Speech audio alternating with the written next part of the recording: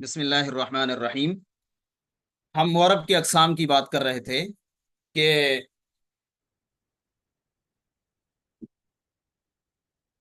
کل اقسام کلمے کی تین ہیں: اسم، فعل، حرف۔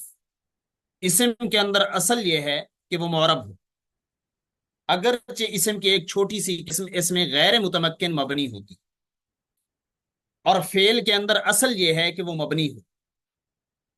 فعل کے اندر اصل یہ ہے کہ وہ مبنی ہو، اسی لیے فعل کی دو قسمیں، فعل ماضی اور فعل امر، وہ دونوں مبنی ہوتی ہیں۔ اور فعل مضارع معرب ہوتا ہے، لیکن اس کے بھی مکمل صیغے نہیں، چند صیغے اس کے معرب ہوتے ہیں۔ ہاں، اگر فعل مضارع کے صیغوں کے ساتھ نون جمع مؤنث یا نون تاکید ملا ہوا ہوگا تو وہ بھی مبنی بن جائیں گے۔ اس لیے معلوم ہوا کہ فعل کی اکثریت مبنی ہے، اسم کی اکثریت معرب ہے، اور فعل کی اکثریت وہ مبنی ہے۔ یہ فرق ہم نے ان میں کرنا ہے۔ اسم کی اکثریت معرب ہے اور فعل کی اکثریت وہ مبنی ہے۔ اس لیے فعل ماضی اور فعل امر اور فعل مضارع کے نون جمع مؤنث اور نون تاکید والے صیغے یہ مبنی ہیں، اور معرب صرف وہ فعل مضارع ہے جس میں نون جمع مؤنث بھی نہ ہو، نون تاکید بھی نہ ہو۔ یہ تو ہو گیا کہ اصل کیا ہے۔ اسم کے اندر اصل معرب ہونا ہے، فعل کے اندر اصل مبنی ہونا ہے۔ حروف جو ہیں، حرف جو ہے، وہ سارے کے سارے مبنی ہیں۔ حرف سارے کے سارے مبنی ہیں، ان میں بعض والی کہانی ہی نہیں۔ حرف سارے کے سارے مبنی ہیں۔ اسم کے اندر اصل یہ ہے کہ وہ معرب ہو، اور فعل کے اندر اصل یہ ہے کہ وہ مبنی۔ اب آپ مبنی کی اقسام دیکھیں گے۔ سب سے پہلے اسم کو دیکھ لیں۔ اس میں غیر متمکن یعنی ضمیریں وغیرہ، مضمرات ہیں، اسماء اشارات ہیں، اسماء موصولات ہیں، یہ اس میں غیر متمکن ہیں۔ یہ اسم کی ایک چھوٹی سی قسم ہے، یہ مبنی ہے۔ اور اس میں متمکن جب ترکیب میں واقع نہ ہو، غیر مرکب ہو یعنی ترکیب میں واقع نہ ہو، وہ تو قلیل الاستعمال ہے، کہیں ہوتا ہی نہیں ہے، تلاشنے سے نہیں ملتا، بہت مشکل ہوتا ہے اس کا تلاشنا۔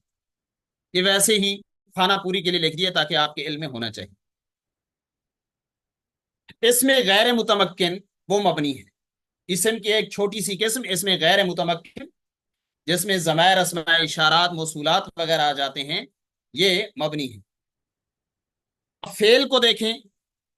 فعل ماضی مبنی ہے، فعل امر حاضر مبنی ہے، اور فعل مضارع کے وہ صیغے جن میں نون جمع مؤنث اور نون تاکید ہو، وہ بھی مبنی ہے، چاہے نون جمع مؤنث لگا ہو ساتھ یا نون تاکید لگا ہوا ہو، چاہے ثقیلہ یا خفیفہ، دو طرح کے نون تاکید ہوتے ہیں جن کی تفصیلات آگے آئیں گی، یہ بھی مبنی ہوتے ہیں۔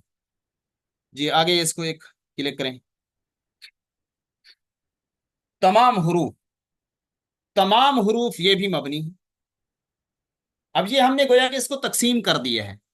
اسم کی ایک چھوٹی سی قسم مبنی ہے، اس میں غیر متمکن، اور فعل کی اکثر اقسام یہ مبنی ہے، فعل ماضی، فعل امر اور فعل مضارع کے بھی بعض صیغے نون والے، نون جمع مؤنث اور نون تاکید والے صیغے، یہ بھی مبنی ہیں۔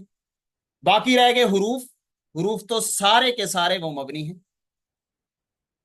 کوئی حرف معرب ہے ہی نہیں، سارے کے سارے حروف مبنی ہیں۔ اب ان اقسام میں سے بعض کو مبنی الاصل کہا جاتا ہے، بعض کو مبنی الفرع کہا جاتا ہے، غیر اصل کہا جاتا ہے۔ فعل ماضی، فعل امر اور تمام حروف، ان تین قسموں کو مبنی اصل کہہ دیا جاتا ہے کہ یہ اصلاً مبنی ہے۔